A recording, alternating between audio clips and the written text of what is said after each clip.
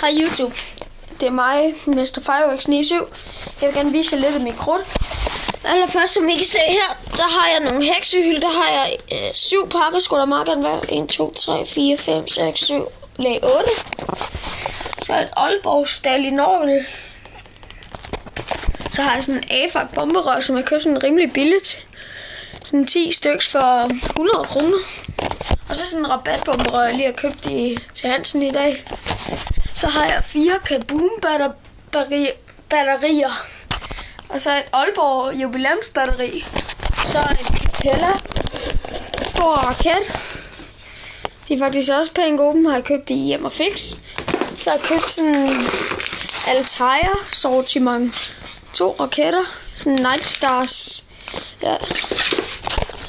Og så har jeg glødepinde. Så er sådan noget til raketterne. Og så har jeg bare heksehylder og alt muligt. Det her, det er kun lidt af mit fyrværkeri. Jeg har rigtig meget mere. Det ligger bare derinde. Okay, jeg kommer lige om lidt.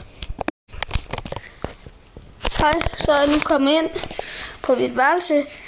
Der har jeg sådan en holdraket fra til Hansen. De er også rimelig gode. Så har jeg sådan klokken 24 sortiment. Pænt gode ting deri. Der er en Warszawa-raket fra Polen. Så er der en Random. Så er der et bomberør. Så er der en Dakar. Så er der sådan en Davat Kodo eller sådan noget. Så er der sådan en lille Dallas-batteri hernede. Det var det så også meget godt. Nå, men det var det, jeg havde at vise jer i YouTube. Vi ses.